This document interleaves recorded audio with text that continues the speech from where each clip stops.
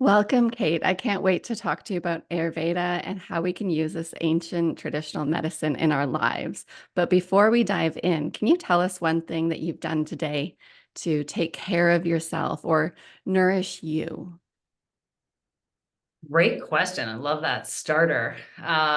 Every morning I scrape my tongue first thing and I drink plain hot water. That is like my non-negotiable first thing in the morning, Yeah, tongue scraping. Once you start, you can't stop, can you? right? I know. And then you get like everyone around you doing it. Yeah, exactly. My kids are doing it now. It's so cute. Yep. Perfect. Oh, I love it. Can Yeah. you tell us a little bit about yourself and what it is that you do? Sure. Yeah. So I guess at this point I'm primarily an author, but I am an Ayurvedic practitioner. So Ayurveda is India's ancient health system. It's a holistic system of medicine that really focuses on aligning the person with natural rhythms. So we do a lot of work with diet, with like food, what we eat, when we eat is also really important though. When we sleep, so there's a lot of circadian rhythms. Like rhythm is just going to come up over and over again. And then there's seasonal. So we sort of eat a seasonal diet, like we're shifting what we eat with the seasons. Also lunar rhythms. So being attuned to whether the moon is waxing or waning and how that affects things like the menstrual cycle and the mind and moods. So there's all these rhythms in nature that are also present in the human body. And that's the sort of main tenet of Ayurvedic medicine and how we maintain the health in the body and reverse as well as prevent disease. So the idea is it's like when you row your boat along with nature's rhythms, you're buoyed up by being a part of the life stream. And when you go against the tide, which is like, say, to work in the middle of the night and sleep in the middle of the day, that kind of thing is going to start to break us down and make us feel tired. So I work a lot. I work mostly with women over the years to align with these natural rhythms, to sort of understand a lot about digestion and food. That's become a really big part of my work. My first two books are cookbooks because I just feel that the healing properties of food and our relationship to food as a healing aspect of our daily life is absolutely paramount. It's so important. Ayurveda teaches that imbalances in our health actually begin in the digestive tract. So it's for that reason that a lot of my work has had to do with food and digestion. And then, of course, our digestion, I think a lot of women listening will know what I mean when I say our digestion is affected by our moods. When you're upset, you're anxious, or you're angry, or you're hurried when you're eating, that's going to affect your body's ability to digest food. And I think this subtle aspect of Ayurvedic health science is very unique and special that we look at things like mind and mood as well as the physicalities of a person. So that's what makes it holistic and why I would call myself a holistic health practitioner. I imagine in this day and age, you'd probably be really busy since I don't know many people that are really living aligned with our natural rhythms and our seasonal rhythms and all of that. Our modern world is not set up that way, is it? It's true. Yeah, it's true. And I like the 80-20 rule, right? Like, I think the efforts to be perfect about any health regimen cause more stress than good. So, part of what I have to do sometimes with women is also kind of talk us down from the tree, and learn how to sort of compassionately be working towards a rhythmic life. And what's beautiful, and this is a big part of the forthcoming book that I think we'll talk about today, is that our life, a woman's life, you go through different stages. There's the time of life where your body's really prioritizing fertility. And then there's the raising of a family for those who do have children, or being an active part of your community, running a business, right? Like all the things you do, there's this very active time in life. And then as we get older, we transition into slowing down. And that's seen as a good thing in this traditional, health practice.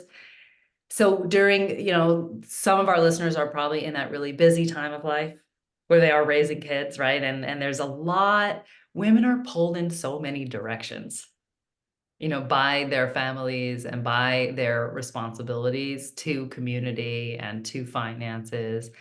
And I think there's a lot I just want to speak to, that there are so many aspects of a woman's daily rhythm that aren't actually in her control during that stage of life.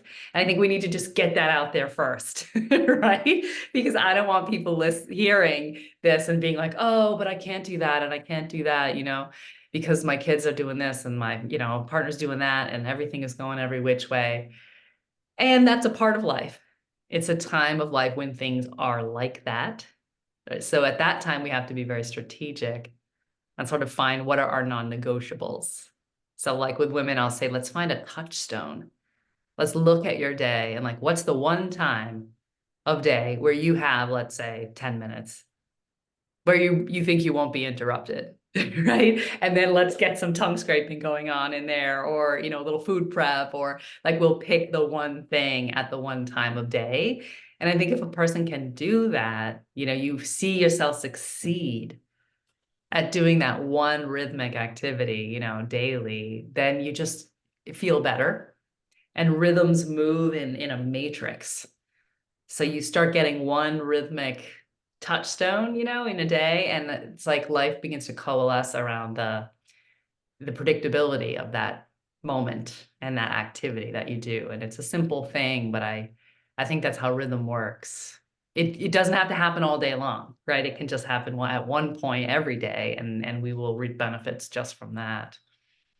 And it sounds like being in that busier time, that fuller time, is also part of the rhythm, right? We start off in that learning, growing phase, and then we slow down. So Yep. even knowing that, I think, is quite nice because you know that you're where you're supposed to be in that, and that's okay.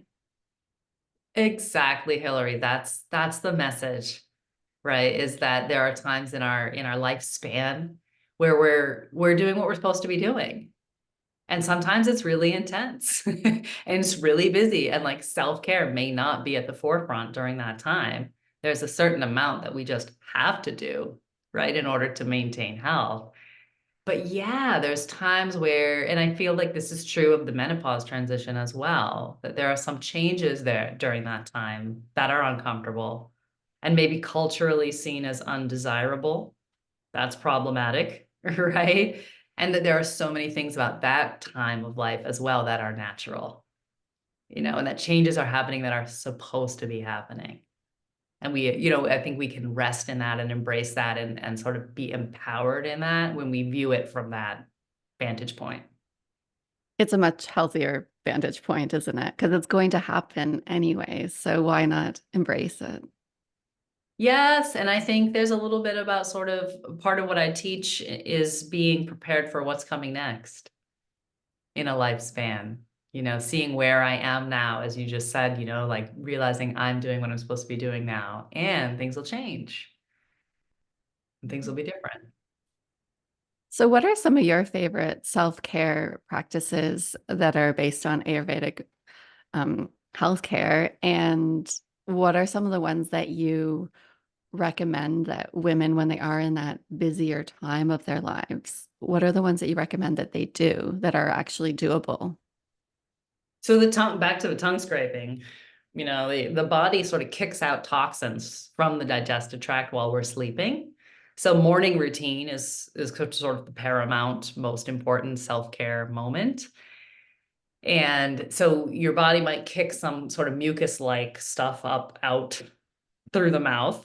And then, of course, hopefully we poop and pee in the morning, right? I really encourage people to find a bit of time for that, even if it's 10 minutes, to have that time. And I have friends who they do sort of mindfulness techniques, like with their kids there in the bed with them. Like the kids come into the bed and then there's this 10-minute period where they're doing their yoga nidra, listening to like a meditation track or something. And so one of the things I've recommended is so we scrape the tongue and then we drink hot water. And so hot water stimulates peristalsis. So it gets your digestion going, and it will encourage like pee and poop and all those great detoxifying activities, that bodies do in the morning.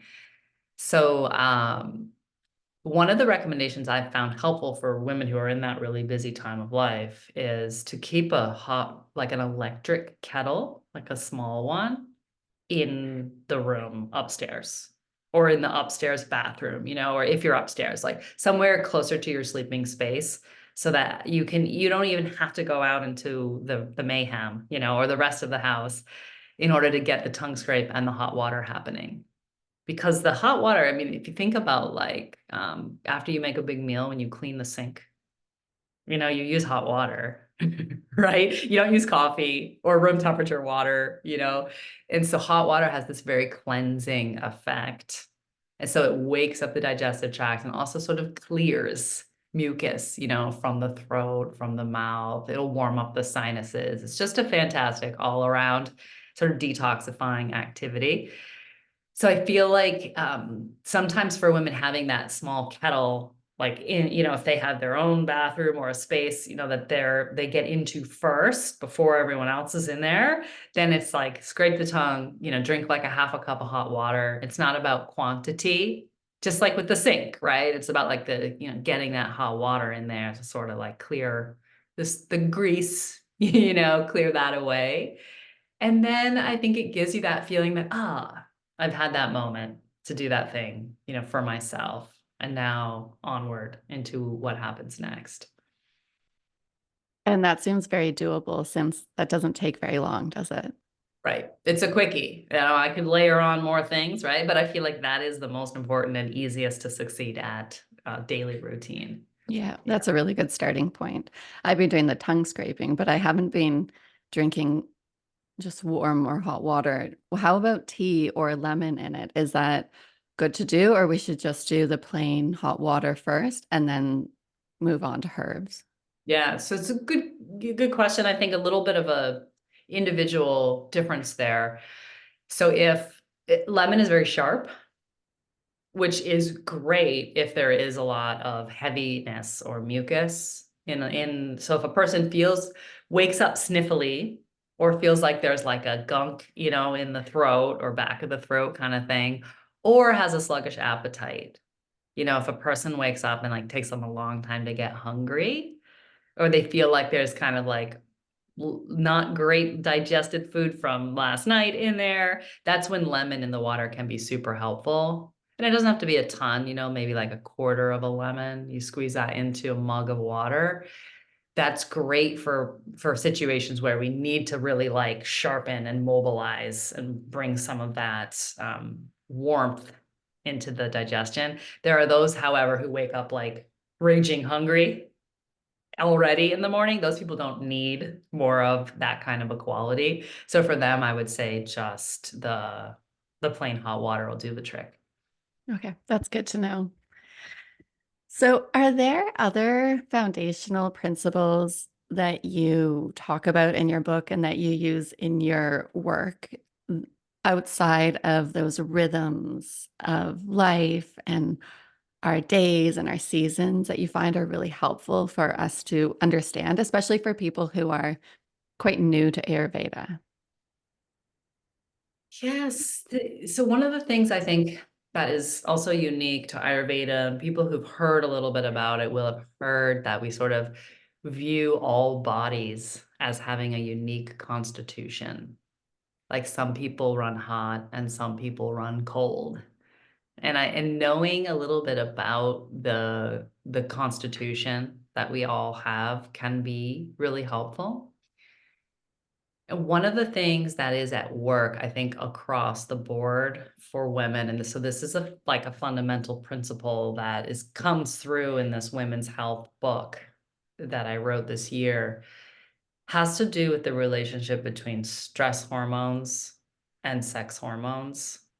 So the difference between cortisol and adrenaline and something like estrogen and progesterone, right? So One of the problems that I think we're experiencing, and you already, Hillary, brought up sort of like modern day, lack of natural rhythms and cycles in our lives. I think another tenet of this time of life is also to be, feel stressed out. I think a lot of people are stressed, perceiving threats of all sorts, both local and global. And that really has an effect on the secretion of hormones in the body. So, one of the things that I think we can all look at is how we relate to stress. How we relate to stress, because I think for a lot of women, the problems that we're seeing having to do with conception, having to do with like a happy, healthy recovery postpartum, as well as smooth transitions into perimenopause and menopause. A lot, I think, of the imbalances that women are suffering from may have to do with high stress levels, causing imbalance in the hormones. And I think that's something that we can look at across like all stages of life as how stress disturbs, the natural flow of a woman's body. And it's not to say, I mean, we are resilient beings and we can definitely handle stress, right? I mean, if we can gestate and breastfeed and birth and recover from all that, while raising children, like obviously we are strong. And I think we're seeing types of stress in the past, several decades that are maybe new for humans to experience these levels of concern and worry and not feeling safe.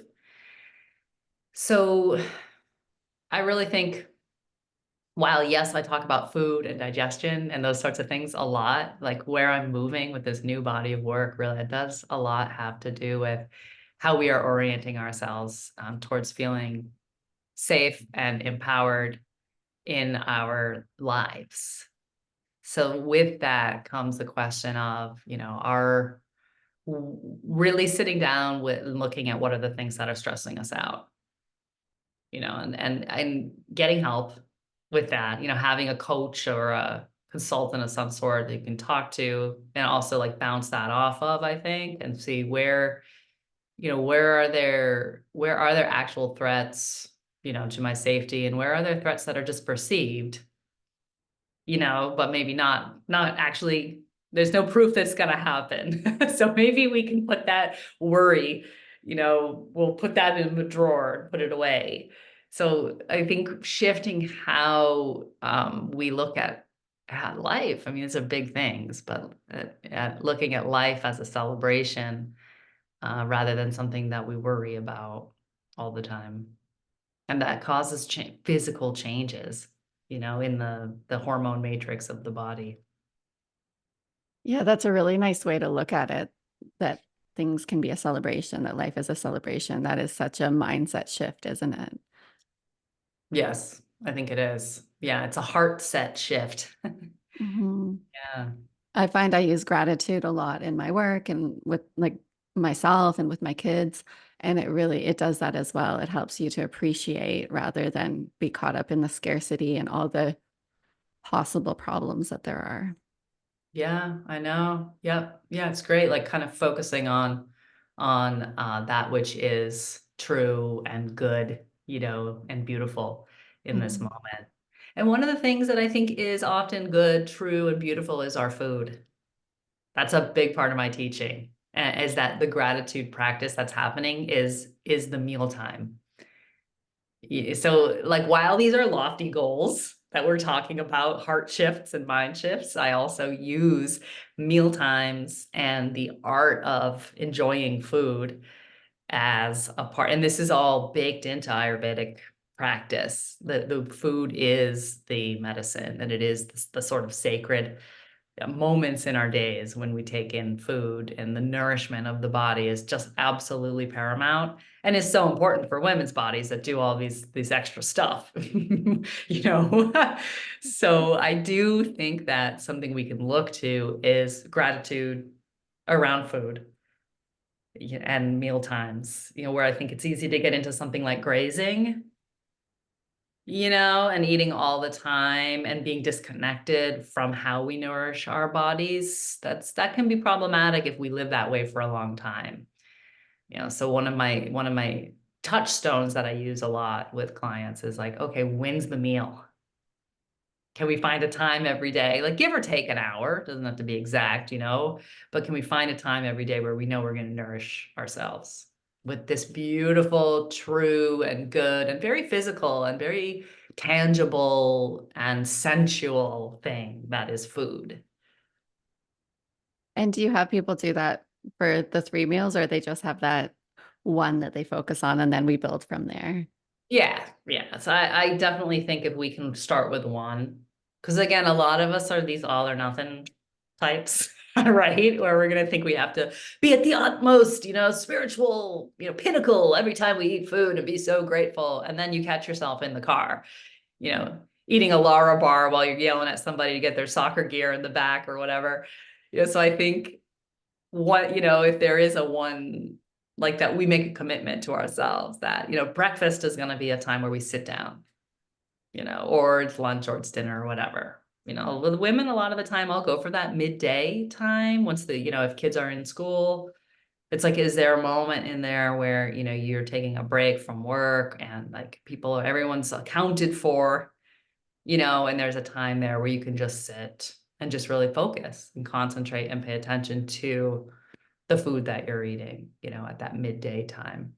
Yeah. Yeah, that sounds like a really lovely practice and a really good one to bring into your family as well. Like I like the idea of having that lunch that it's focused on you, but you could also bring that into creating that rhythm with your family that dinner is always together around this time in this certain spot.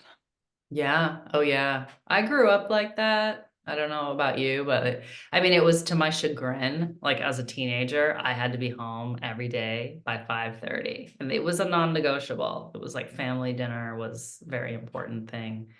And actually that routine is still with me. It doesn't necessarily mean I'm going to sit down with a certain family, but even if it's just me or I'm on the road or whatever, like I'm going to eat that meal at that time, at that sort of early dinner. Like I learned that routine, that rhythm growing up. And I think a lot of what parents are doing is establishing rhythms that will go, with the children throughout life. Mhm. It's so easy if you set those rhythms up early that they just become what they do, right? Most of us get up and brush our teeth. Like, Right. there's a reason for that, right? So we can instill these other routines and rituals into our lives and into our kids' lives. And yeah, we all benefit from it. Yes, definitely. For like decades to come. Yeah. Yeah.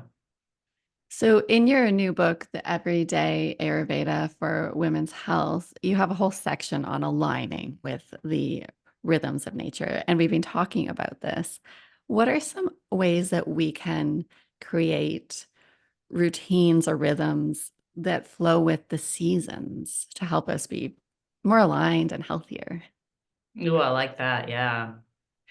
So seasons can be tricky, right? Because we probably have listeners in like arid, hot climates, people, in more temperate climates. I live in New England, so we get all the seasons.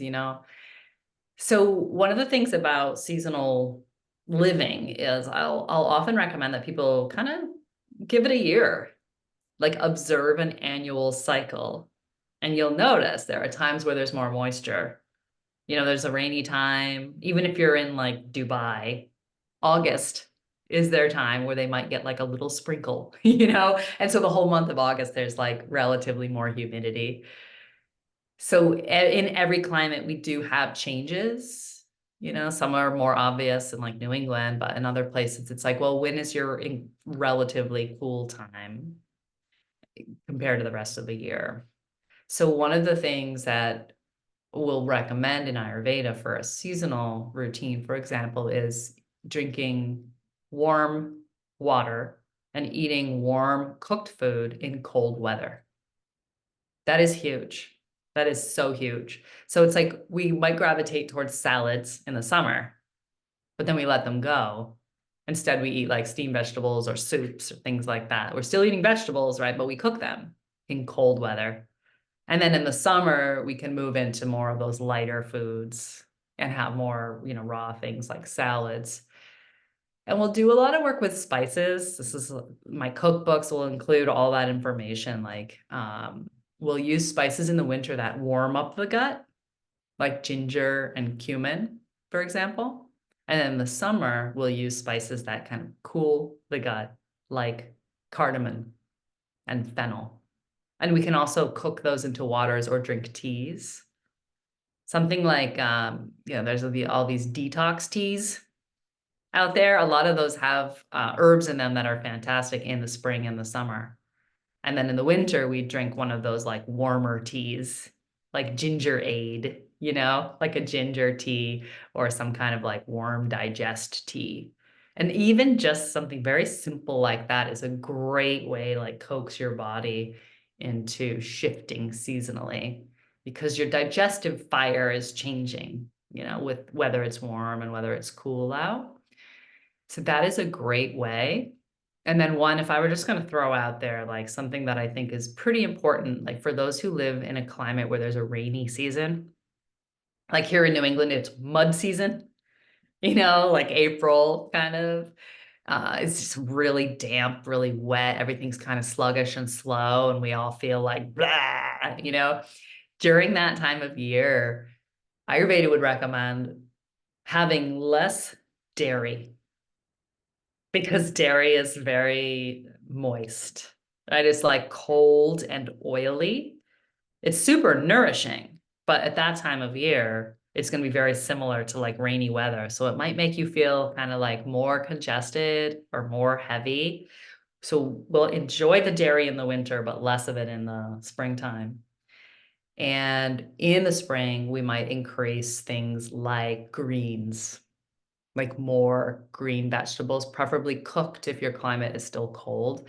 But eating greenery, lots of greens like asparagus and celery and spinach, kale, baby kale, all those kinds of things, getting them in the diet more in the springtime is going to really mobilize that stagnation that we get naturally as the winter changes into spring.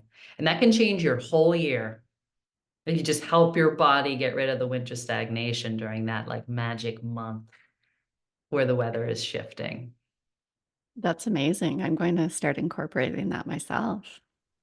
Go for it. Yeah, more greens. Hmm. You also talk about the influence of the sun and the moon in your book and how that affects us. Can you tell us more about this and if there's anything that we can do to get more aligned with that daily rhythm? Oh yeah.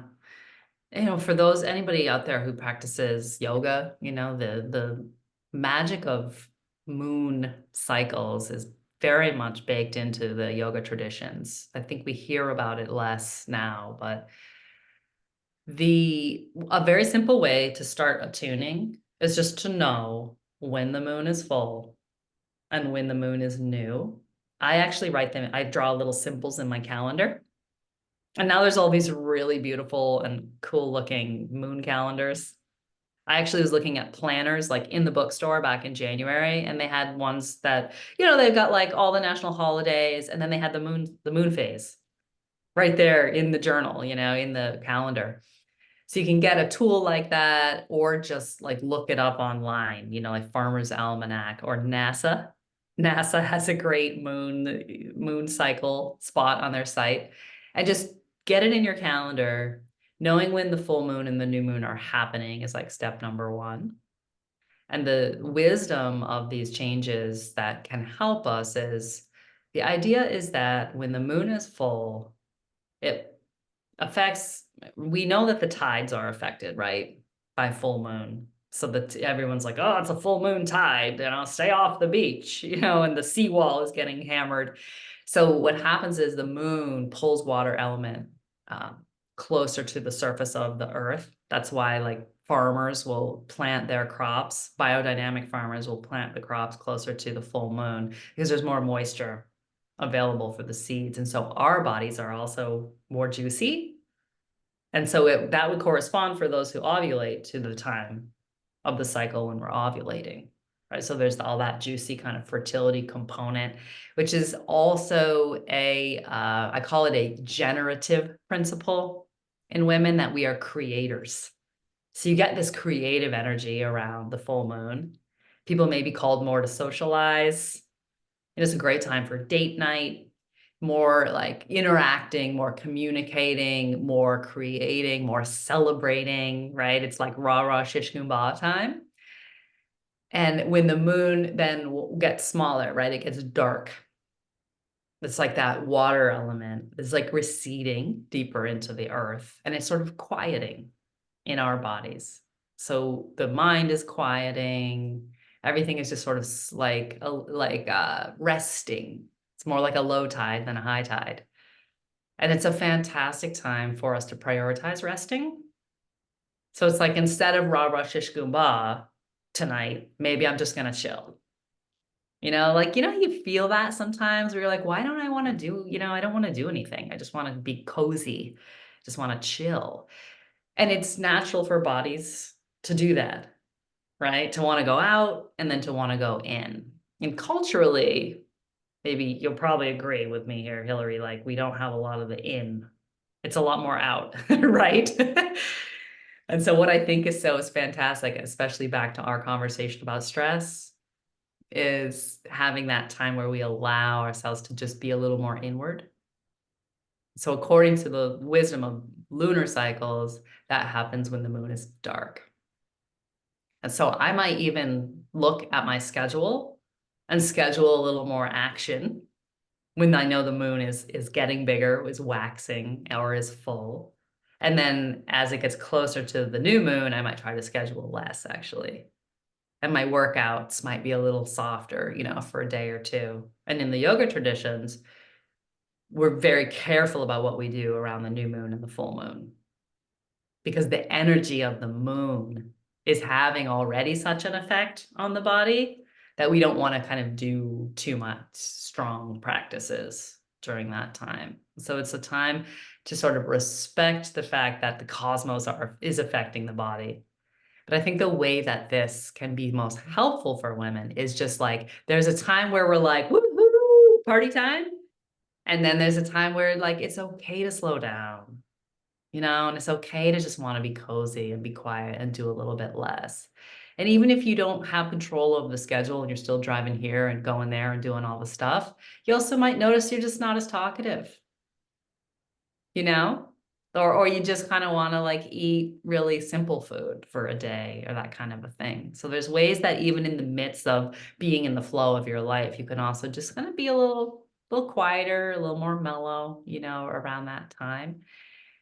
And this just creates a natural ebb and flow for our energy that supports the body, in all these fantastic ways. And I think can be a tool that we use to manage stress and allow the hormones to kind of get into balance.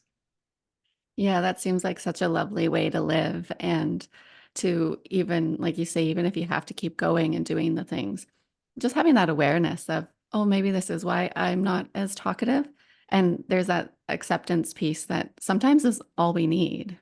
Yeah, I agree. I agree. I think a lot of the time it is all we need. And that's so much why I wanted to create this body of work for women, is to say so much of the things you know about yourself are true and are natural, and are something to celebrate and embrace, and just like just rock it, just rock you.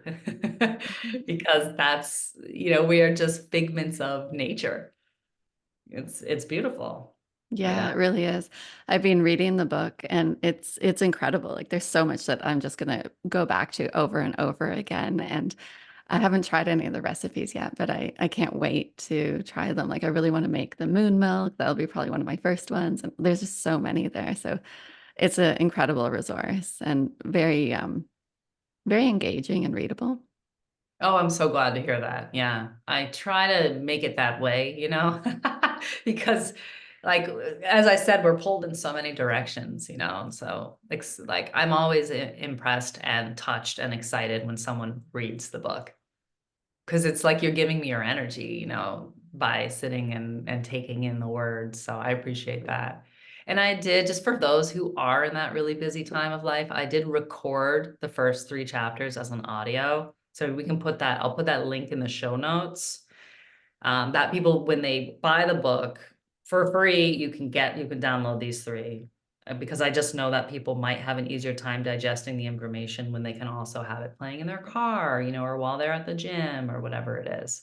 So that's also an option to take in some of the heavier sort of background info about Ayurveda that's in the beginning of the book.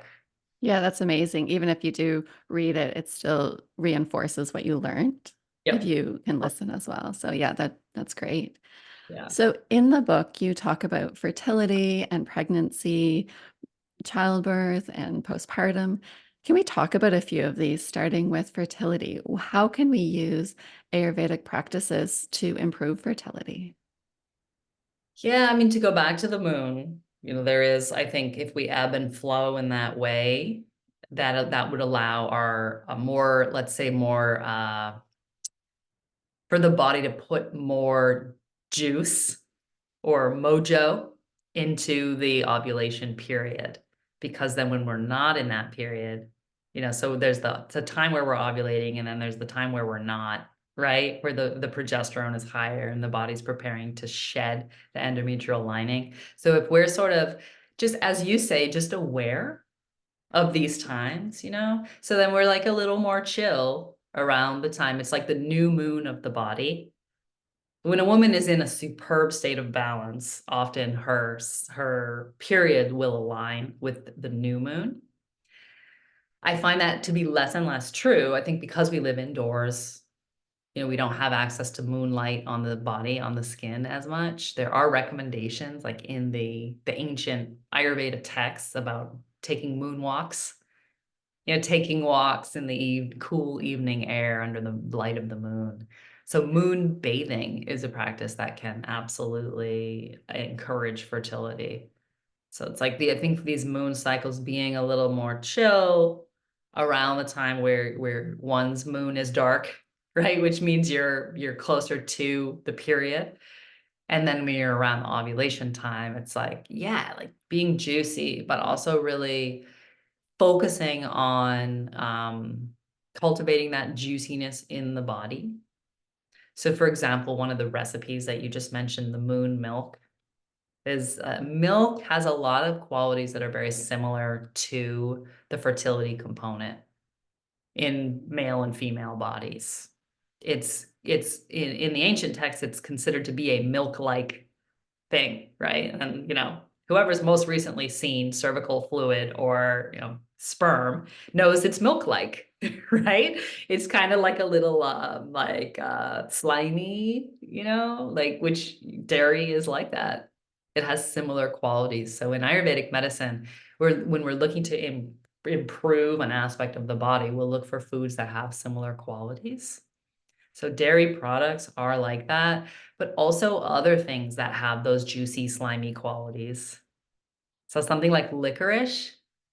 The last time you had a licorice tea bag, look at the next time you do, look at when you take the tea bag out of the water, the nature of that water It's is so like, true. I drink it like almost every day, and it there you does have a go. different feel. I never realized that was the licorice in it. Oh, that's so funny.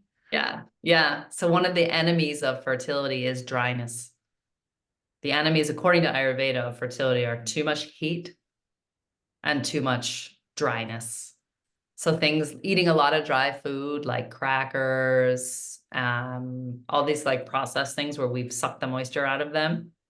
Chips and crackers are pretty big on the list. Popcorn, those like if a person is eating those things every day, that can start to dry out the body. And so we want to eat more moist foods. So soups and stews, yogurt, all these things that have these moist qualities. And then we could do something like drink licorice tea, and that's going to lubricate the tissues and bring those kind of qualities to the body. And then we might, in some cases, I mean, it would depend on a person's constitution. Some people tend to be dry already. And so we're going to look more in that direction with them. with the diet, right? Other people tend to be hot, and that can be difficult because the fertility component likes to be cool. You know, like how they tell guys like not to wear really tight pants and so that the sperm doesn't get too hot, right? So it's the same. It's the same with the woman and the egg. So we want to like keep the whole vibe in the reproductive system, like really like juicy and cool. So we eat like juicy and cool things, right? Like cucumbers are very cool, cilantro. Again, some dairy products, some of our sweet cheeses, something like a chèvre, those things can also be very nourishing and also on the cooler side. And avoiding things that are really heating. I mean, it doesn't mean you can't ever have it, but like coffee and alcohol and kombucha and like fermented foods and kimchi. There's a lot of these like hot, spicy kind of things, especially things like coffee and alcohol are both hot and dry. And there are a lot of women who, over the course of the day, are having numerous beverages that are hot and dry. So I'm not going to say it's going to keep you from getting pregnant if you're trying, right? But if a person's having trouble and they take a lot of those kinds of substances over the course of the day, that's a place to look. And instead of one of those coffees, let's do something with licorice. Let's have like some kind of a tea blend that has licorice in it and replace one of those drying hot drinks with something that is has that juicy, slimy quality to it. Wow, that's fascinating. What Yeah. about other teas, like green teas or black teas? Do they have a similar effect to coffee, or are they completely different? Yeah, I mean, if you think about it, like coffee is a lot more acidic than tea. So tea, it is dry. Like you'll notice, right? Like imagine if you put like a black tea bag in your mouth, right? It would just like suck all the moisture out of your mouth. So tea, it is dry, but it's not as heating and acidic as coffee. So it can be like if somebody's trying to move away from coffee, tea, it is better.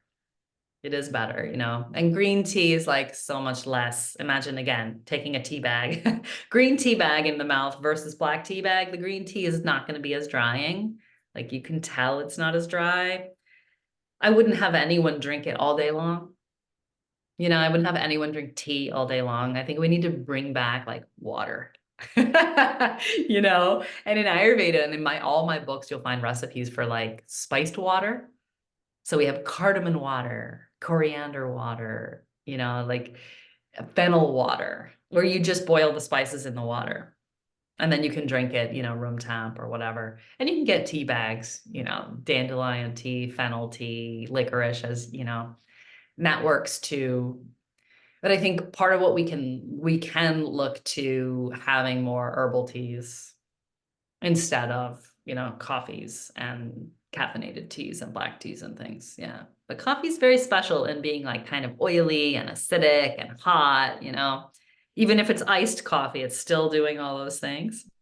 So I would say that, many bodies can tolerate maybe a cup of coffee a day, but there's a lot of people who drink it, all day long. And I have this thing I always say, I can't believe coffee is legal because it really, when you drink it a lot, it really has a strong effect on the body, and definitely can affect fertility in the long run.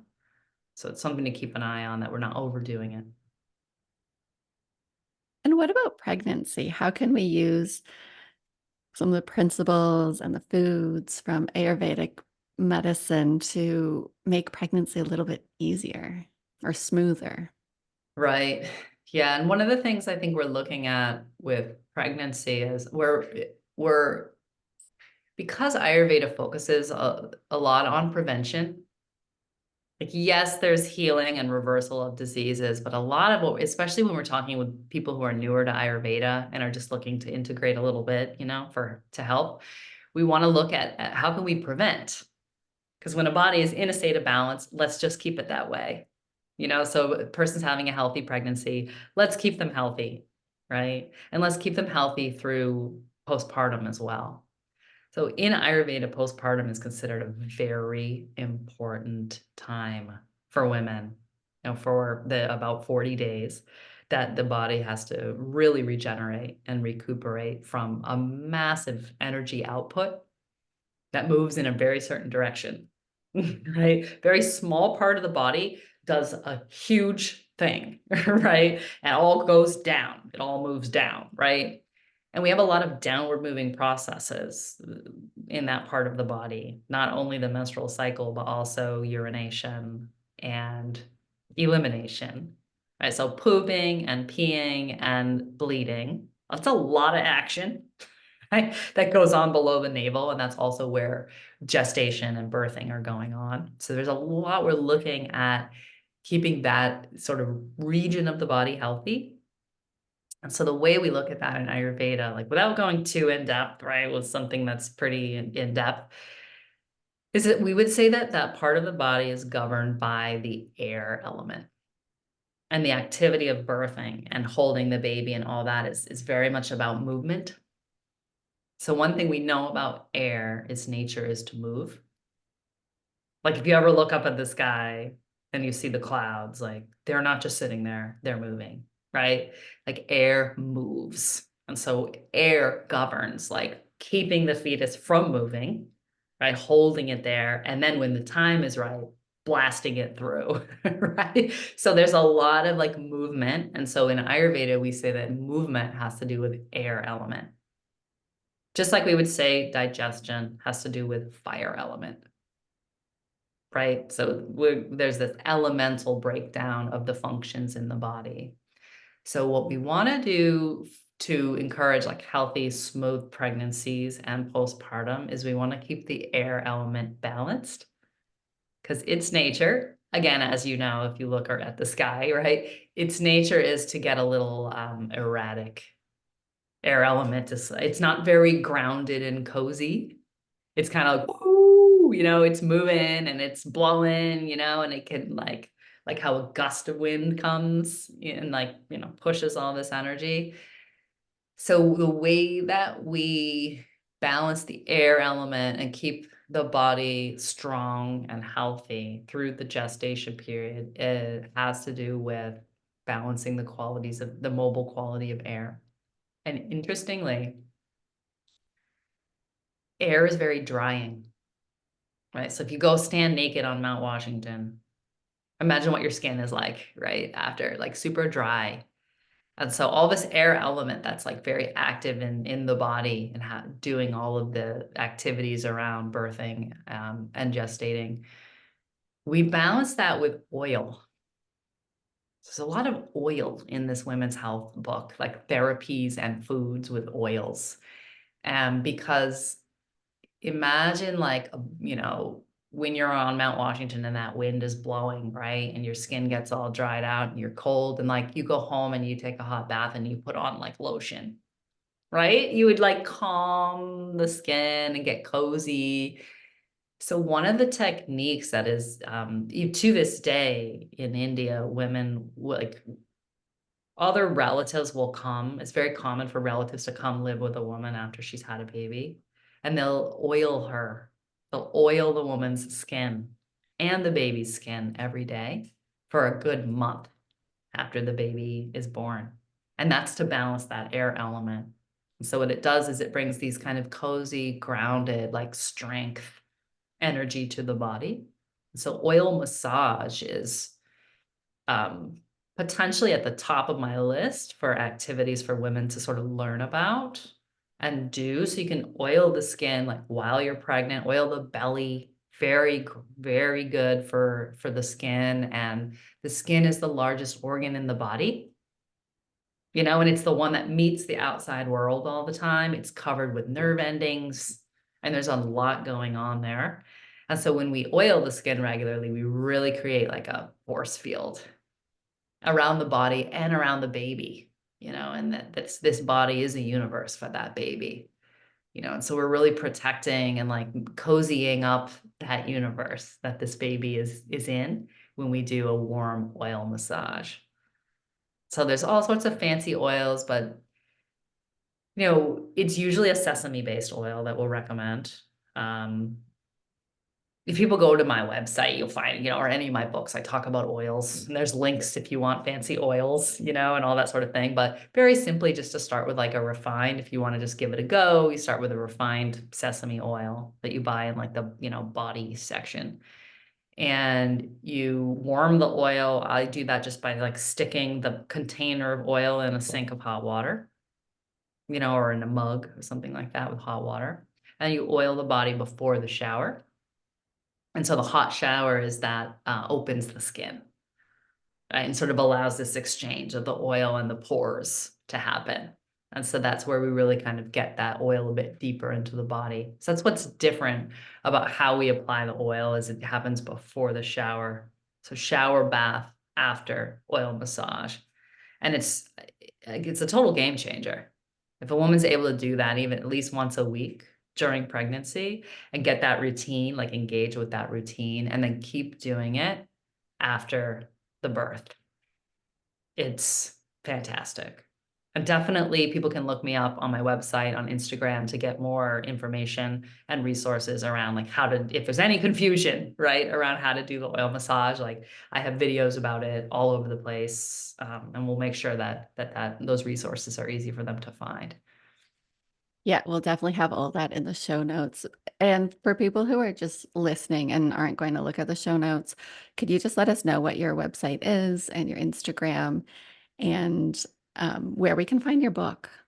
Sure. Yeah. So my website is healwithkate.org. And my Instagram is at kateodonnell.ayurveda. And the book, Everyday Ayurveda for Women's Health, that should be available anywhere we buy books, right? Anywhere we buy books in any country, people should be able to find this book. And if you go to Heal with Kate, go to the books tab, and we'll have a spot there that says get my bonus content. And so if people are looking for the audios, just go to the healwithkate.org books tab, and I'll make sure that the bonus content is right at the top of that page. Great. And we can put that in the show notes as well. Awesome. Yeah. So was there anything else? Like this area is just massive. We could talk about this for days and days and years. But was there anything else that you were hoping that I was going to ask or any parting words of wisdom that you'd like to leave us with? So I'm so grateful really for this opportunity to share with all these listeners who maybe are new. Because I think what we have been able to do today in this short time is like demonstrate how much is there for women at any stage of life to really find some empowering routines that are free, that we can do at home, that can really strengthen us and help us be balanced.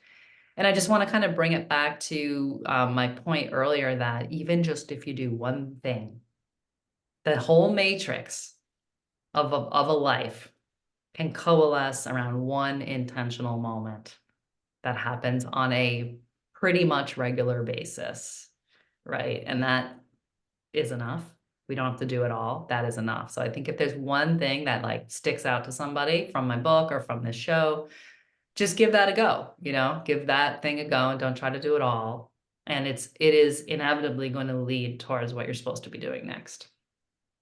Amazing. What a great way to end. Thank you so much for coming on here and providing us with so much information. Ayurveda is something that as a yoga practitioner, I've wanted to study for years, but I've never like actually gone and studied it, but it's a topic I love to hear about. So thank you for sharing about this here. Thanks for having me.